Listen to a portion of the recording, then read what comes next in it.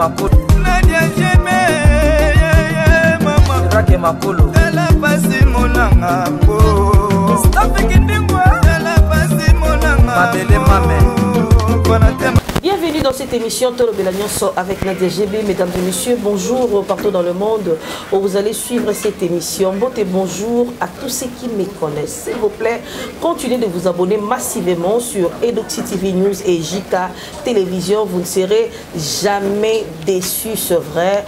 Nambo na biso toza vraiment na esengo makasi mikolo oyo parce que toutay ko lekana mapona minenga to ba na lingala na ba élection to pona ki pe président na biso moko asala ki pe après taki serment naé c'était le samedi 20 janvier en tout cas et les cas qui na kimia biso so ba congolais to sepela ki atape ba sepela ki te maisaki na katsa motema mais sinon to sepela ki poto vona ki pe présence il y a ba président étranger et belé ba ki na mboka et sali esengo makasi ezali misusu ke ba léopard ya mboka na biso ba sali fierté na biso à l'extérieur du pays ba tout ba pesa ki léopard chanceté ba pays étranger koloba ke Maroc ezalaka makasi Maroc ezalaka boue mais on a montré de quoi nous sommes capables les Congolais en tout cas ba pesa ki biso bi ya chance o ezalaka penalty Dieu n'a pas voulu que bi wana ait marqué et Nzambe a fongolé biso porte bi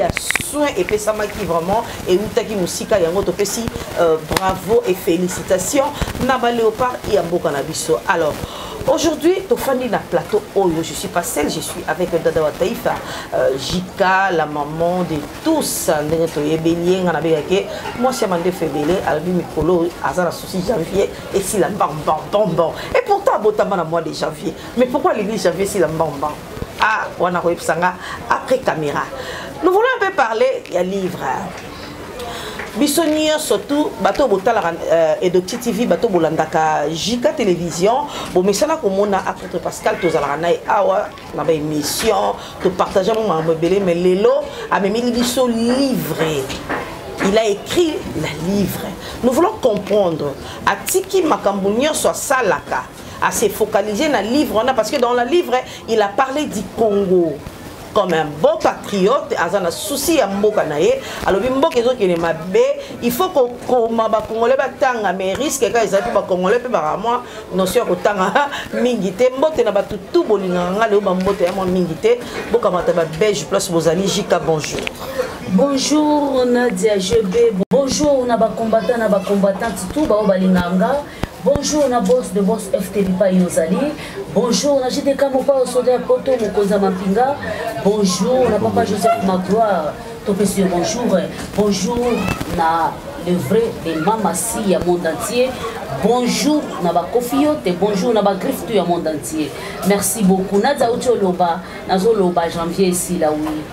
Vraiment pour nga janvier na kolo beza mabe malgré za mo nga na botami janvier za mabe. Les amabe pour comprendre l'émotion. Merci beaucoup. Yemoko Ucholobela tozolobela likambu ya livre pe oyezali kolobela mboka na biso mais majorité na mboka na biso tout le monde qui est congolais azaka na difficulté ya kotanga mais ensemble na apôtre Pascal Bouzima toko découvrir livre yango binini et nakati nini ekomami ensemble na babonné à Edoxy ensemble na ba étoile ya Jika toko découvrir ensemble. Merci beaucoup micro panayo. Voilà, apôtre, bonjour, bonne année. Merci, bonne année à vous deux. Malheureusement, chaque fois, nous avons le trio. Et moi, quoi, ça déplacement. C'est ça. Ok, Zambaba Teles Kazali. Nakanisi Nambala Simatore au voilà, bonne santé, bikole belé, bando kenda, batu batunyo, balukio, apôtre, baneko yibisa biso, bamboa, banani, et amona na kasuté. Ata FT à l'anda émission, moko atuna lobi, mais pourquoi boko bengi sa apôtre azonga lisusu? Nabi a apôtre azana voyage. Makambo ezaki ebele, moni biso bana ya Nzambe. Ba disciple à Christ, ya Congo azana bomo. Mingi tozalaka tosedonaka pena makambo ya mboka na biso tozana mboka mibale tozana kaka na Congo lokola mboka en plus de ça tout disciple de Christ et respectueux des lois et principes du pays. Natango za na musala moko sala, natango bakonzi balobi kende boy foko tosa. Lokola pe Congo eza biso partout est-ce que tomi kutaka. Il faut tous se sentir très bien. Biso ndio moni ke esali mikolo beto zo mona na te.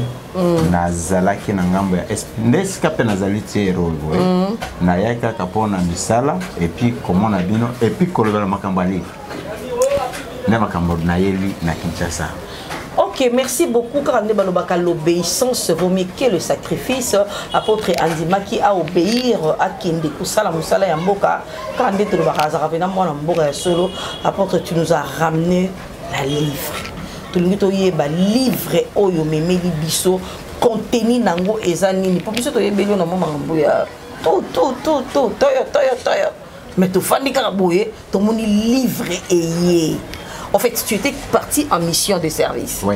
Et du coup, dans la 4e mission, on me met ce livre. Explique-nous un peu. Vous savez, quand on est disciple de Christ, quelqu'un qui a donné sa vie à Christ, on doit comprendre que cette personne-là est délivrée. Lorsqu'on est délivré, les étoiles brillent.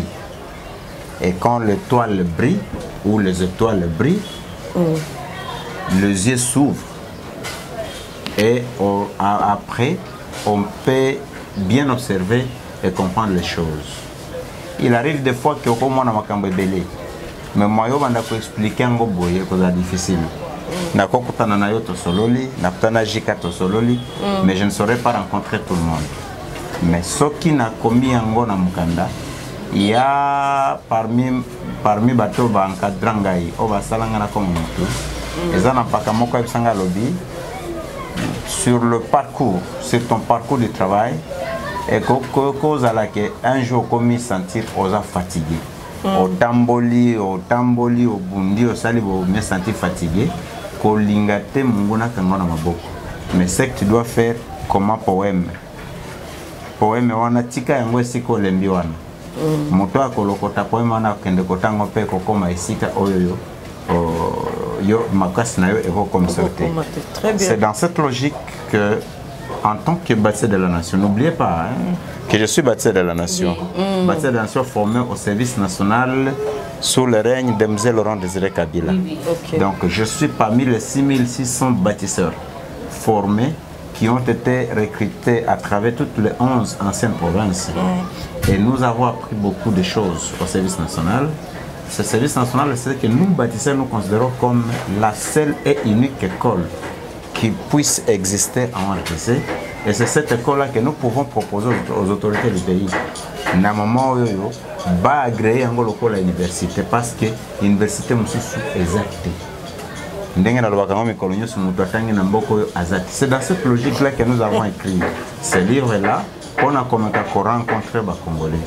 Alors, comme Bolingi Boyeba contenu le livre, nous allons parler autour de ça. Mais ce que je peux faire présentement, c'est notre titre du livre. Okay. Le titre du livre, nous l'avons intitulé Le service national, socle de la citoyenneté, de la sécurité et du développement durable en République démocratique du Congo. Service national, socle de la citoyenneté, de la sécurité et du développement durable en République démocratique du Congo. Pourquoi ce titre? Je venais de vous dire que je suis bâtisseur de la nation, formé dans cette grande école qu'on appelle service national. N'est-ce pas? Nous avons voulu écrire sur notre école. Parce que c'est notre école, nous connaissons le verti. Je dis le verti au pluriel de l'école qu'on appelle service national. Alors, quand nous avons observé, en sécurité et paix, les Congolais vont continuer à se caractériser dans le civisme. Lorsqu'on a vu qui formé pour éduquer, rééduquer les Congolais, je me suis dit ne pas faire quelque chose. Dans le moment où nous avons fait ça, je serai en train de commettre un péché. On a évité de côté de l'ango et pas wapi. Le livre a 6 chapitres, mais les 6 chapitres tournent autour de 3 fondamentaux. Les 3 fondamentaux, c'est la spiritualité, la sécurité, l'éducation et la sécurité. Je voudrais que nous puissions parler autour de ces trois fondamentaux, à retenir et que nos téléspectateurs retiennent. Le livre là, avec ces 6 chapitres, tourne autour des trois fondamentaux, dont la sécurité, qu'est-ce que je dis? La citoyenneté, ok? Qu'est-ce que je dis? La spiritualité, ok? L'éducation et la sécurité. Papa Pascal Bozima, en tout cas, Nazali Namutuna Moko, c'est vraiment très important. Au l'objet Namboka Nabiso, Mutuatanga, Azalité, université, ceux qui ont la université, Banchakaka, école, ya bâtisseur, et Kozala Malam. Mais comment livre nayo et comment mis na lopoto ya français? Natalika ka titre ka ya pamba et comment mis na lopoto ya français. Balanda jika bakomona un jour et ucho sala mbula moko na yambaka yo na jika ou le biete normalement français et kokaki koloba na mboka na bisote parce que français ezali monoko na bisote. Mais comment vous préférez au comment livre na yo na monoko ya lopoto? Déjà wana on peut comprendre que ngape naza malheureux parmi les Congolais nyonso. Oui. Naza malheureux. Merci Baeto. Et c'est pourquoi chaque fois que on a lobby que mutu moko atangi na Congo azate. Donc tu en fais partie aussi. Oui, je suis parmi ces bourriques fondationnels, ces semi-lettrés. Tout ce que nous savons faire, tout ce que nous connaissons, se parler français, écrire en français. Nous ne savons pas nous communiquer avec équipe. Donc,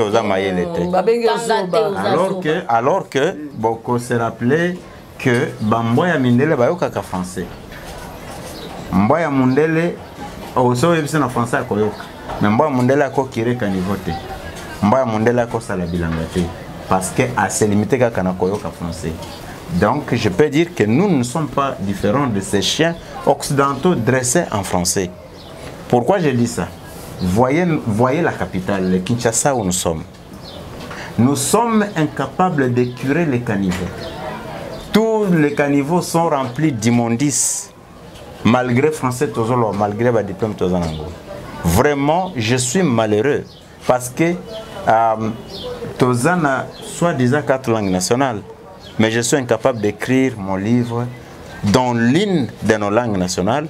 Et même ceux qui n'ont commis un moko à balangue wana, déjà, et comme tribalisme, mutakotanga kozalate, ceux qui n'ont commis na Kiswahili, okonaza Moswahili.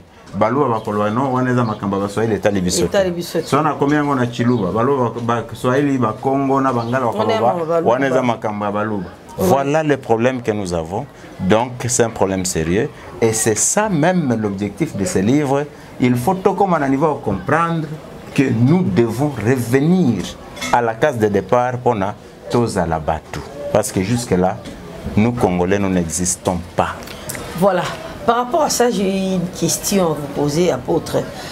Qu'est-ce qui vous pousse à dire que Mutatanga Azate, aussi longtemps que chaque année dans Mboka Nabiso, il y a des licenciés et des licenciés, tout le monde a une collation dans Zila. Biso n'y a ce que tu as fait à Waboy. Tout ça, universitaire. Mais comment pouvez-vous dire que Batubatanga Bazate Namboka? C'est par rapport à quoi? Oyebi Kenga Naza tenté qu'on a un diplôme, nous sommes na Zwana, Kende na EPST, na ESU. Nazon qui se l'envoie diplôme. Mais là, ça c'est trop fort, papa. C'est trop fort, je vais m'expliquer. Je sais que nos téléspectateurs vont en biso. Écoutez, bientôt je vais totaliser 50 ans. D'ici 2 ans, je vais totaliser 50 ans. Donc, nazo kende vers vieillesse. Tout nanga bila à 50 ans depuis nazo vivre tilelo ni na sala mboka nangai. C'est ça. Ce diplôme-là, j'ai commencé à étudier à l'âge de 5 ans. Parce que quand on a l'école primaire, à l'âge de 5 ans, j'ai décroché le diplôme d'État à l'âge de 17 ans. Mais je ne sais pas l'importance de ces papiers A4 qu'on me donne après chaque session pour nous garder dans la valise. À l'âge de plus de 40 ans, je ne vois pas ce que j'ai déjà fait pour mon pays. Ça, c'est déjà un problème. Otuninga na ebisayo pona ina lobaka ke mutu moko atangi na mboko yo azate. Le plus grand problème en tant qu'apôtre, j'ai découvert que les écoles ont été conçues en République démocratique du Congo pour nous abrutir et non pas pour nous enseigner. Parce que école, ce sont les religieux. Deux religieux. Il s'agit des chrétiens et des musulmans. Ouais. Voilà les deux grandes religions qui étaient entrées dans notre pays. Tous deux des envahisseurs. Ils étaient utilisés par les gens qui voulaient nous dominer jusqu'à la moelle épinière. Voyez comment ces deux bandits étaient venus. L'un est entré par l'océan Indien, l'autre est entré par l'océan Atlantique. Celui qui est venu par l'océan Indien s'appelle Harry Moto Stanley. Il est allé prendre les musulmans à Yanabango na Congo. Oya otaki na côté de l'océan Indien, il y a Atlantique, il s'appelle Diego Cao. Je ne sais pas, mais moi en tant que bâtisseur de la nation, finaliste de l'université service national, je fais des recherches. J'ai voulu comprendre comment expliquer. Tanzanie mais il a traversé tout le pays de l'Est, accueilli la côté de la province orientale, il a coupé sa province orientale, comme les villes. Arieti, avec Okutanana, Bandi Musu Diego Cao, Nani na bombe. Alors, Toyebite Dioni Bakende Kosa le Sikawana. Et qu'est-ce qui animait ces deux hommes spirituels pour Nabakutana Bisso? Mais dans mes recherches, j'ai compris qu'ils étaient en train de chercher l'étoile de l'Afrique. Okay. Parce que l'étoile de l'Afrique est située en République démocratique du Congo, précisément à Boma. Là où donc, même la Bible. Les deux grands sorciers là, il fallait qu'ils se rencontrent là-bas. Basali ba incantation à Bango, ils ont implanté les padras ou la croix au monaka, babandi ba chrétien batia kana ba église na Bango. Wanande ba kanango batia ngona pona convoûter continent mobimba à partir de cette étoile Yamboke Pelaka. C'est pourquoi Kaka Mundelo wana Mobutu a évoqué kana lobaka que le Congo, l'Afrique a la forme d'un revolver. Mais la gâchette se trouve où? En République démocratique du Congo, au Zaïre à l'époque. Voilà. Donc, ce côté c'est qu'on forme un peu par rapport en Afrique. Au moins, gâchette les Indes au Congo central. Voilà. Alors, ces gens-là, en attendant que spiritualité à travers les chrétiens et les musulmans, ils ont une école. Ils ont spiritualité. Il faut tout bon éducation. Kotanga soki toko kai kotanga nakati ya mboko le nazo démontrer bino pour nangai nandima un jour que moto atangi na Congo, je vais vous démontrer avec des petits détails. Voilà. Est-ce que vous voyez que la province du Congo est riche? Toutes les provinces sont riches. Ah oui. Il n'y a pas une seule province qui est pauvre en RDC. Ça c'est la vérité. Province moko na moko za na richesse nango na ndenge na yo. Mais curieusement, les Congolais, dans modèle Batangeli, les écoles, les études ne nous ont pas donné la possibilité de valoriser les potentialités de notre pays, de nos provinces. Je prends l'exemple de l'Est, Sika Bitumba, les lois Pelamoto, to éviter que cela comme colonie, ceux qui battent des barres, ceux qui n'ont rien. Bitumba wana eza na raison ibalete za bitumba ya minere. Bato batindaka Diego Cao batindaka Harry Moto Stanley bangonde bayebi tina minere yango monaka batindaka bato na bango batsaleli bamboko ya mike ezali frontalier na biso pona kwa koza minere parce que biso moko totanga minere te toyebite milane ndeni. On a installé les écoles dans nos villages. Ouais. D'abord le plus grand objectif c'est qu'il y a kobenga na biso na ba village na biso. Comment? Au quota, la même les logos journalistes. Vous pouvez, les jours où on aura les moyens, parce que c'est mon devoir. Bon circuler même na atteindre 20 provinces, dans la province na biso, bon quand na ba fin fort ya village, vous allez vous rendre compte que ba école secondaire dans la village, na ba fin fort ezalakate. C'est-à-dire l'école primaire. L'école primaire il y a ba chrétien wana mission na bango ezalinde na tango silisi école primaire. Il faut bima. Si c'est primaire, l'école na nini awa. na ata na Mbanzango awa Kinshasa pour que nous tanga humanité il faut que les Mbanzango. OK, bon sali au-delà il y a 150 km qui ndekoluka humanité. Na tango silisi humanité pe bengani yo esika wana okoluka université. C'est quoi université ko sangisa na ville na Kinshasa. Na ba ville amene ba Kinshasa, Bukavu, Kisangani, tokomi bazo na kati ya ba ville. Toyebi ka kolba français. Donc comme le col à Bamboa. Bonjour. Bonjour. Même bonjour, ça va. Tout ça, donc tu vas qu'on a grimace.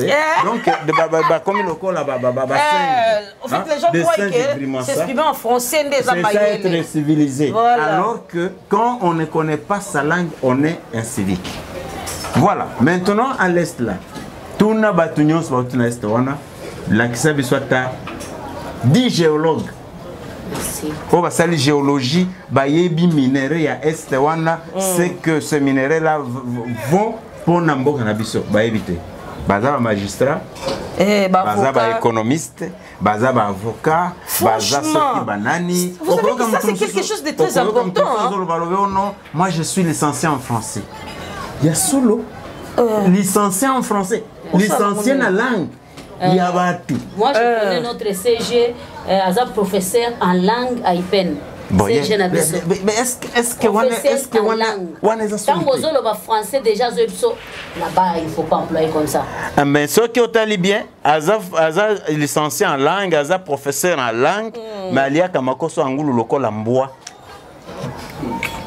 Alors, voyez maintenant, c'est un problème très sérieux. Moi, j'accepterais que Batuazo Tanga, les jours où les Katangais, les Kivusiens, les gens de la province orientale, parce que on a des bastions minéraux dans le Congo, Bazala, donc les géologues va dominer, Bato Basali agriculture, Bazala et Belé, Bato Batangi élevage, Bazala et Belé. Et il y a le Bossangouana. Surtout qu'il y a l'Équateur. Heureusement, là où il y a un national numéro 1, ils ont sécaté. Voyez comment les greens passent. Banzete ou tina Équateur, na province na yo. Yo po tangate. Parce que nous sommes na Équateur à Tangi, parce que la province de l'Équateur est dominée par la forêt et les eaux, maïs. Mais biso ba Congolais to eviti na maïté, biso ba équatorien ya Congo, to eviti na maïté. Mutumoko atangi mai na Équateur azate. C'est pourquoi omoni bitumba ya minere tozana ngoy. Kala mingi te bakotika ngo. Bitumba tozo banda sikweza ya mai. Tolinga te tokobunda. For malheureusement bakoboto la biso mai wana parce que mutumoko abongami pona ko défendre mai azate. Oui. Tala banzete ndenge ekenda. Lokola biso to étudier loko moko te bitinate. Donc ce n'est pas notre affaire toujours le français. Totondi kaka na fonction publique. Même ko pangusa bakaro ya fonction to yebite. Donc c'est un problème, c'est ce qui me dérange moi bâtisseur et c'est pourquoi j'ai dit que mutumoko na Congo atangi azate. Tala exemple mususu munene. Peut-être misa tunasuka wana nano. Na Congo, c'est un pays paradis. Voilà. Au Congo, il plaît toute l'année. Ce qui, quand on est en saison sèche, quand on est en saison de pluie. Ce qu'on est comme une saison de pluie, quand on est comme une saison sèche. Na Congo, on a 80 millions d'hectares de terres arables.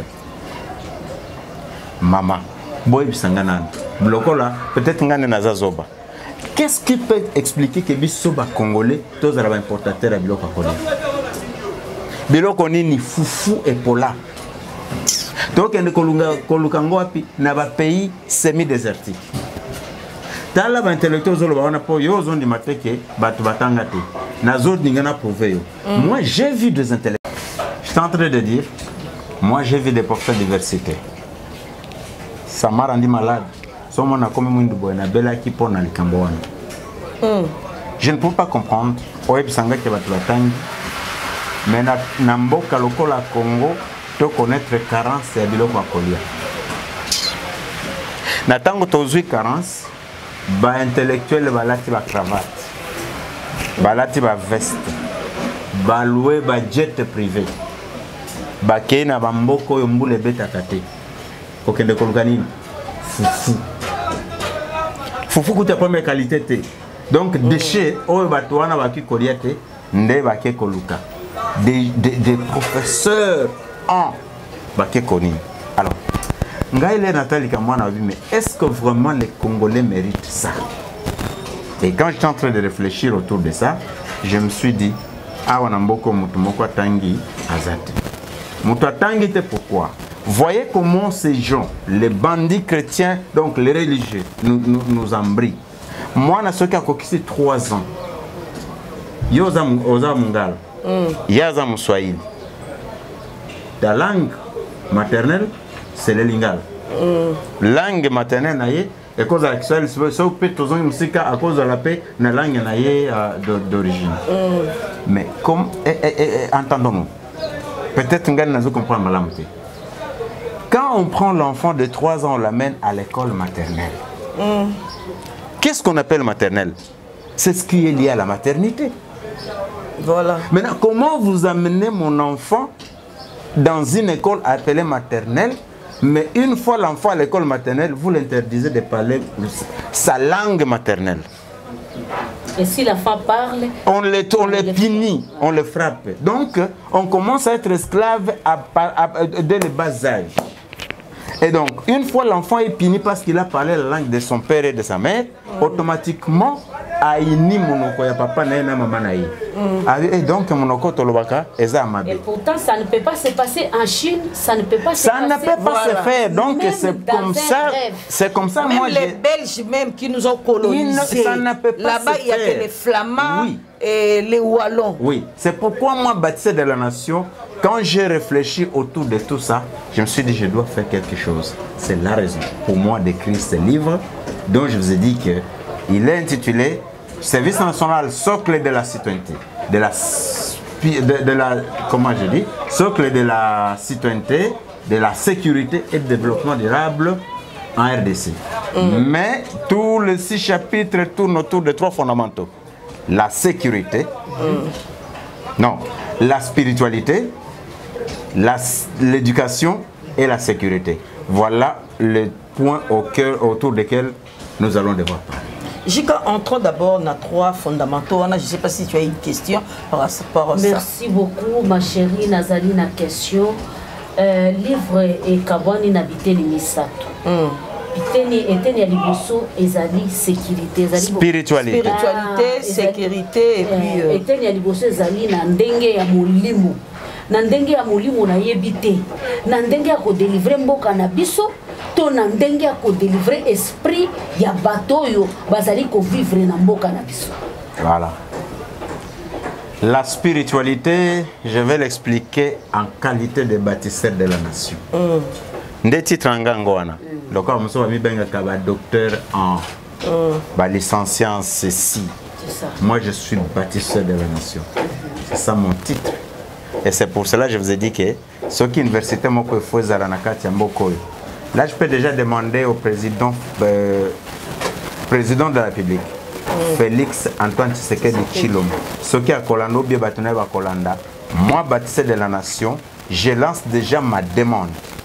Merci beaucoup parce que vous avez accepté de relancer le service national, mais j'ai toujours voulu vous rappeler, Excellence, que le service national n'a pas été initié pour les Koulouna. Le service national avait été créé pour qu'il devienne carrefour des intelligences.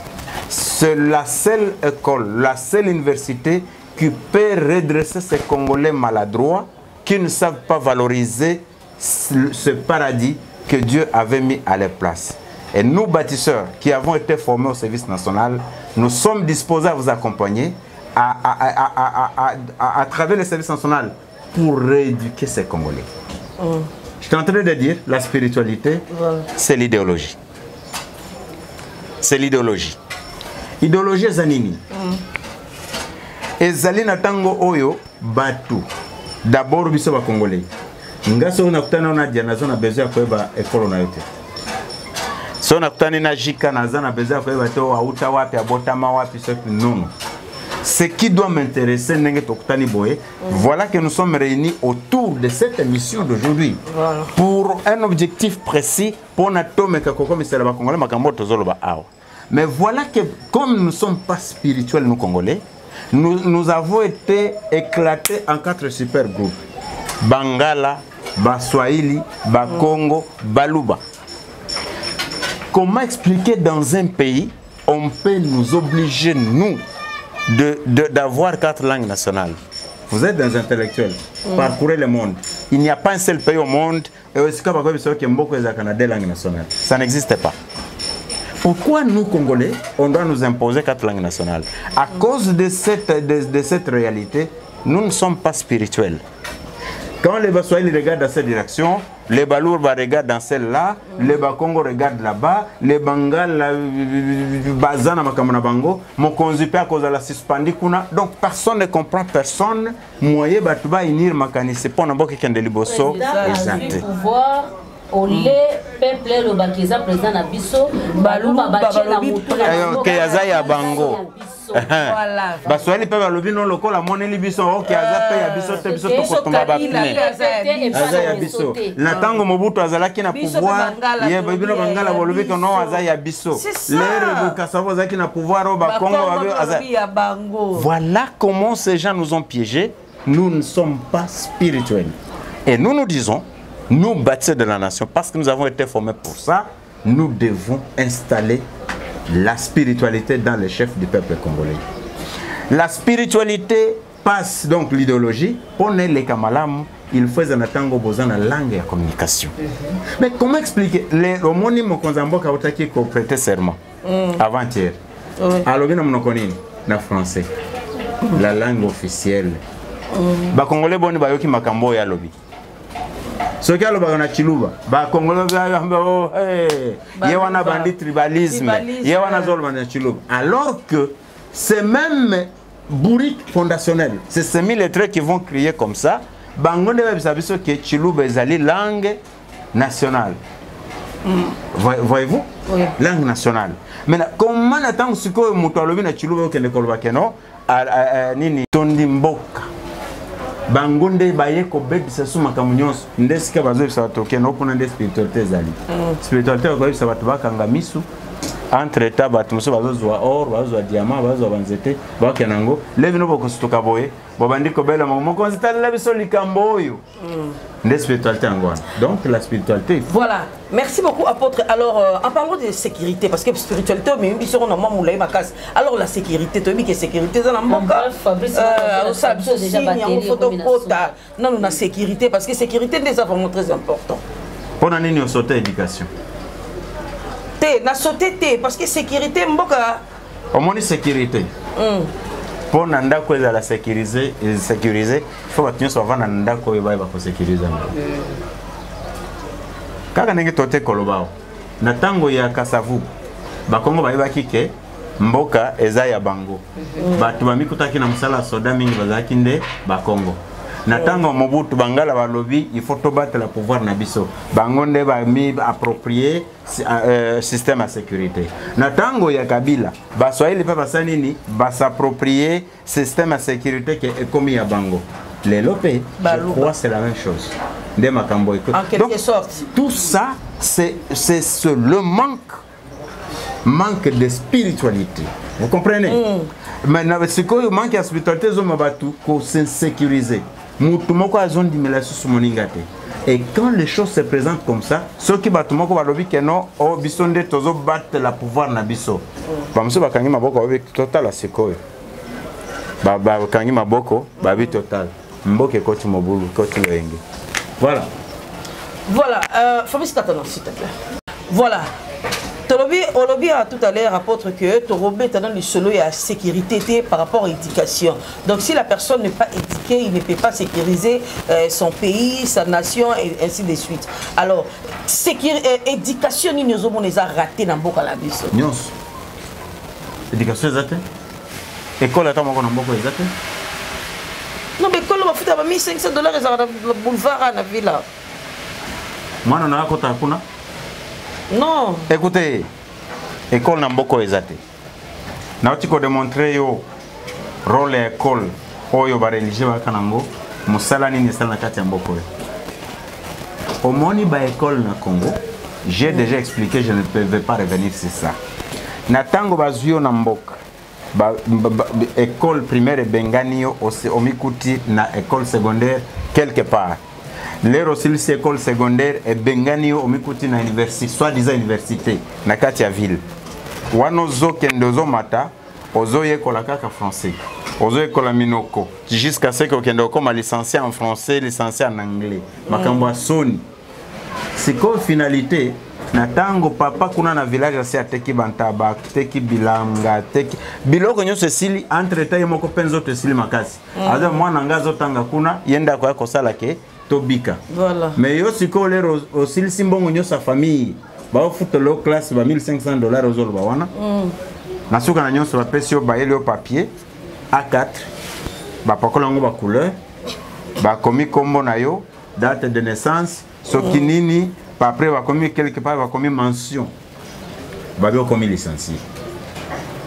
au sali makelele au beti va vuvuzela au baluki balo au sopi va poudre ba poudre na poko lero lembi au kamati papier na yo au bombe na kati ya valise olobi au nde vina ndai vi ba bomba kana valise te yo kasiko finalité ya classe na kati ya mboko éducation ezami balé finalité liboso ezalaka koluka ndengeni ya kobima mboka de la même manière ba musulmans baza koteka batu kolekisa bango na ujiji bake na États-Unis c'est de cette même façon système est changé mutu na tango asa 6 classes alobi ya 6 classes batieli bango déjà système ya loterie ko tenter chance ndenge ya kobima na mboka voilà soki ozui chance ndenge bazo benga chance benga bazo benga ngo malheur obimi na mboko kei wana finalité à liboso tana tango tcheka lokolo na avion ozokende bossa na licence na kunesko kei so zui chance nde bakochona homme de vieillard okende kosala kuna so za mwana mobali bachona homme de vieillard ya basi moi mbalo sani na homme de vieillard basi non po basi wana bazana besoin mona ka mwana mobali po basi baza isolé oui soki oza mwana mwasi bachona homme de vieillard ya mibali nonde ubanda koskola bango simbe ska nyonso lingi po ba mi sentir que baza bato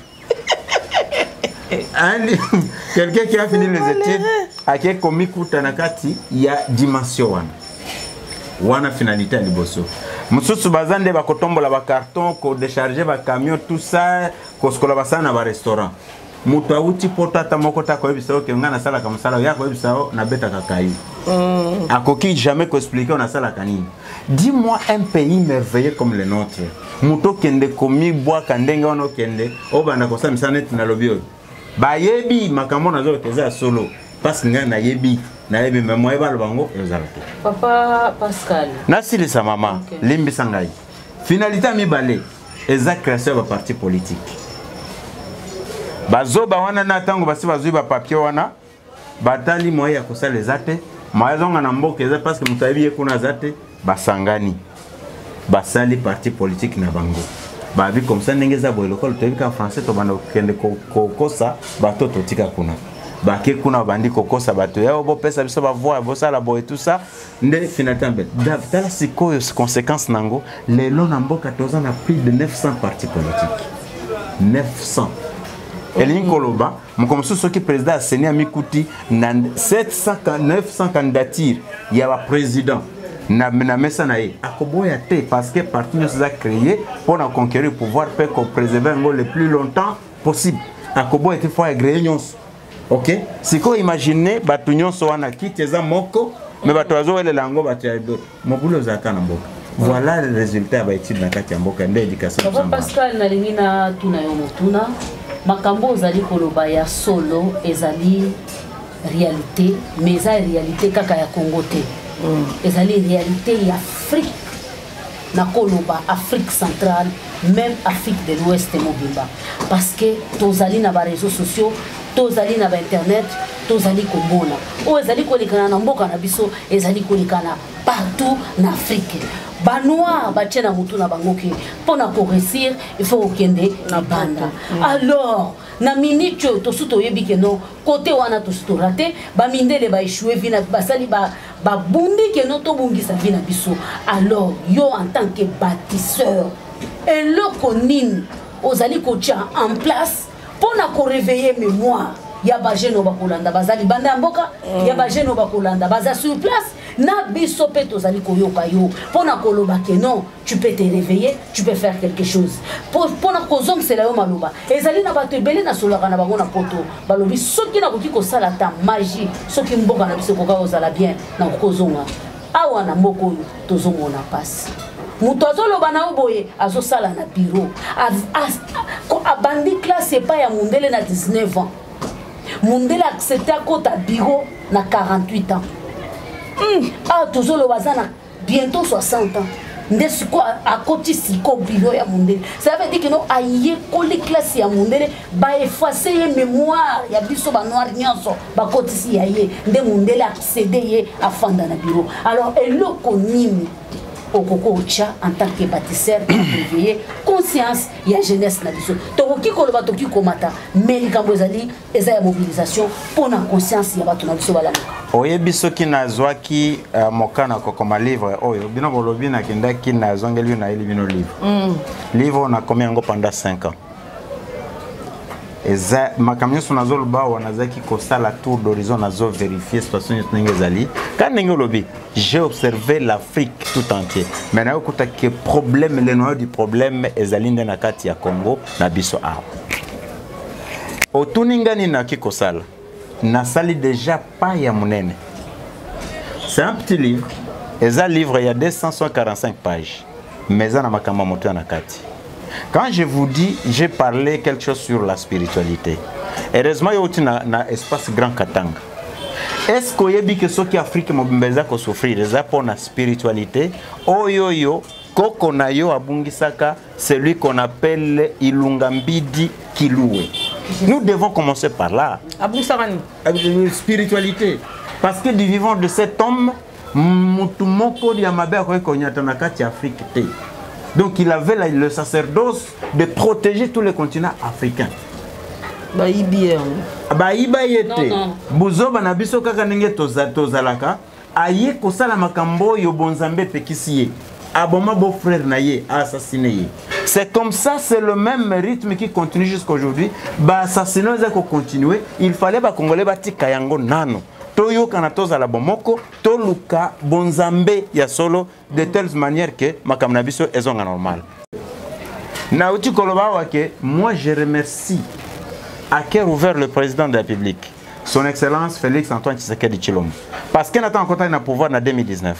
Ça m'a étonné comment Mbalamoko a relancé le service national. Seulement, nazo regretté et loka ko bongo langue comme yabakuluna. La solution pour l'Afrique mobimba na moment oyo et kouta na Congo. Comment? À travers le service national. C'est pourquoi mon aki mutumuloko la musée Laurent Désiré Kabila. L'air a libéré Mboka a commis na Congo na mai 97. Na octobre déjà talé non Mboko loko les aboyé. Pour sauver le Congo et sauver l'Afrique, il faut créer un instrument qui fera en sorte que Congo, Moutou et Afrique a récupéré la spiritualité. Il a créé le service national. Est-ce qu'il doit former? Parce qu'un bâtisseur, c'est un homme spirituel. Un bâtisseur doit se connaître, il doit connaître ses semblables, il doit connaître son pays. Aïe, va richesse en Bokanaye. Ok? Il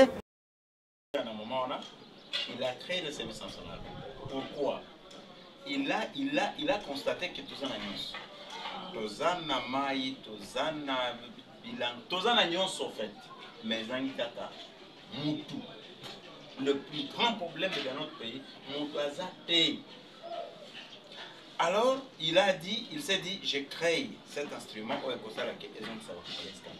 Donc, pour Nangaï, bâtisseur de la nation, local, la service national les a coexisté. C'est la meilleure école où il faut tous se concentrer sur Yango.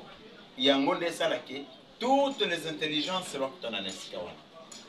Vertir service national des années. Beaucoup se rendent compte que moi, quand je vous rencontre, je n'ai pas besoin d'appuyer beau ou tout ça, parce que j'ai été formé comme ça. Vous voyez, l'entité la plus importante dans le service national, c'est l'entité qu'on appelle le BRIC. La brique, c'est une tente où on trouve 11 personnes à l'époque. Les 11 personnes, donc dans cette tente-là, vous avez la République Mobimba. bozana mutumoko par province donc boki ko problème sur le kanamboka oko s'informer banini zo le kakuna et puis boki ko voir ba mesure ensemble comment boko bonisa makamambo mais le lot oyo boyo en tout cas je donne ma main à couper même celles-là qui prétendent avoir des gros diplômes ramassés dans toutes les universités du monde bah il beaucoup seuls les bâtisseurs, les 6600 formés à l'époque, fort malheureusement, à cause de cet environnement d'étouffement, les semi-lettrés, les bourriques fondations ne veulent pas nous sentir. Vous comprenez? Merci beaucoup. Et donc, Batouana Yapoto Yebisa Bango, le service national, Toza Kosenga na Mokonzi Mboka, a relancé ce service national dimension nango en tenant compte de Namakamionso et comme ami nakati a décret loi créé le service national. C'est le décret numéro 032 du 15 octobre 1997. Le service national est créé pour Nabakuluna, créé pour Nabadelenka. Nous avons besoin de ces intelligences. Même à Obasan à Porto, Baya. Nous sommes là, nous allons faire en sorte que tous les consciences sont bons pour nous supporter. Nadia, nazo tunaka mtuna suka tukabwani na bâtisseur, papa bâtisseur. Alors, tu kolanda penza makambo tu koloba ezali mutuya mingi. Il faut zala bourrique toza mayele te pour comprendre makambo nyonso tu koloba. Makambo tu koloba eza réalité. Prévenez que neti na minicho nazala mwana nazala 6e. Mwana wana tango akokende na makanisi na biso ya kibomoto kozanga mayele poko tanga ya malonga tolobakeza na poto tango okende kotanga na poto akozonga lisusu na 6e akozonga na 6e asali mbula moko bongo nde akota na université. Cela veut dire que non bazali ko considérer même diplôme oyo ya biso te mais pour mwana wana kota bakosenga lisusu kaka diplôme wana c'est très grave. Alors pona kosukisa papa na yebiti eloko nini na part nanga kikoloba na bapara oyo mingi baza kowelela kotinda bana libanda ezali malamu melelo bana wana nde bakolo bakuluna libanda nde bakolo balésbienne libanda parce que atindi mwana ye moko ye aza te po encadre mwana bapara eloko na koyebisa bango d'abord bakeba na bapaster bambo ya zamba parce que bango nde baza la base ya makambo wana okoyoka na église lera azangi maloba kotangisa bato parce que moko nzambe ayebi ye te ye pa yebi nzambe te abandi ono yamba visa moto aza na passeport akamba visa ndenge nini est-ce que c'est normal ayamba visa kende wapi baoyo nyonso bautaka bamboka mpayo bayo baza kozwa bomengo na kati ya Congo bango bapase basambelaka bango mpo bazwa visa baya na Congo pona nini alobi boye soki oyoki mobote aza kosepela kende kotémoigner tina église abi na pesa sengo nzambe azwa lokumu mwana nga azwi visa okende poto soki oyoki mama moko azotémoigner ndenge wana banda kutia matanga parce que bilakeli mabe kotelela. D'accord. Pour chuter, une dernière question Mazaki Nango apôtre. Maintenant livre au Sali. Et ça pour donner gratuitement à Batanga, bailler ba histoire à Congo ou bien au commercialiser.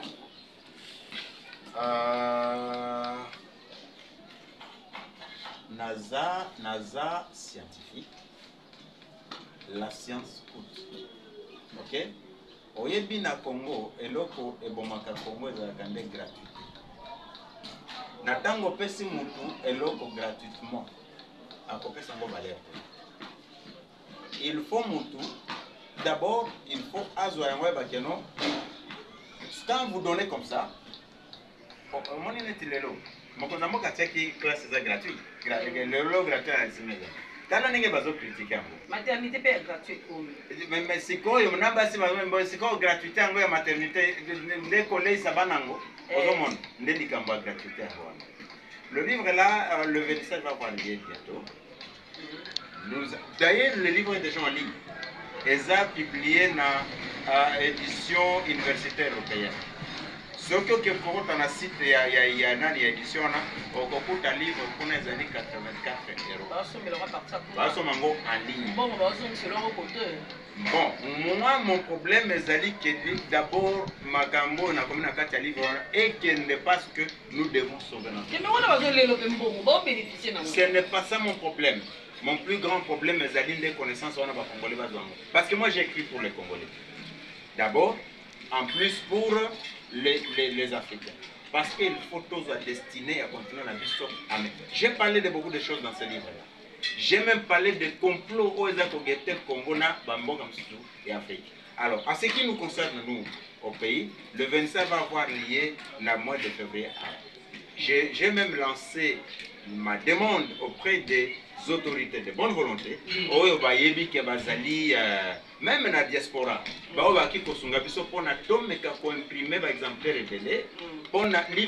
je souhaiterais que tu imprimes même 100 millions d'exemplaires, de telle sorte que les Congolais ok? Moi j'ai donné ce que j'ai écrit, j'ai utilisé mon intelligence. Je suis en train de lancer la demande à toutes les personnes de bonne volonté. Alors, à ce moment-là, c'est mon premier livre, mais qui n'est pas le dernier. Il y a un autre livre déjà en chantier. Moi, quelque chose d'autre que je livre, est-ce que tu vas nous faire la conférence pour la livre? Il nous faut payer les salles, et ça, moi, contribution, voilà, merci beaucoup Jika. Tu as vraiment la suite à faire du Kamangonga. D'abord, apporte quelques dédicaces que tu as vraiment la suite. Quelques dédicaces, moi je vais rendre hommage à tous les 6600 bâtisseurs de la nation formés à Kanyamaka CC entre 98 et 2000. Ces gens qui avaient sauvé le pays. Ces héros que tout le monde ignore, Oyo Balitaki contre la balkanisation. Natango mboka ici ekabwanaki RCD Goma na ngambo moko, MLC na ngambo mosusu, mboke panzanaki. Bango batika kinyos balobi. Nous mettons en pratique la conscience, la vigilance et la défense pour défendre mboka mboka zonga eskamoko. Aujourd'hui, on parle du Congo grâce aux 6600 bâtisseurs, les fléaux de M. Laurent Désiré Kabila. Je rends hommage à ces hommes-là, ignorés. Je salue toutes les autorités. Oyo bako kabiso nazo senga na bino bakonzi oya sikabozo kota. Le président prêtait serment avant-hier. Nous n'avons pas du temps à perdre. C'est maintenant que nous devons commencer le travail, et le travail doit commencer par la relance effective et dans sa dimension, sa véritable dimension du service national dans toutes les provinces du pays. Et le PST doit commencer à remettre les listes de tous les finalistes au service national afin qu'ils soient placés contre les Congo et produits pour l'État. Voilà, Judith. Non, je n'ai rien à dire. En tout cas, apôtre Pascal Bouzima a l'opinion oya lobby, ils ont vie quotidienne.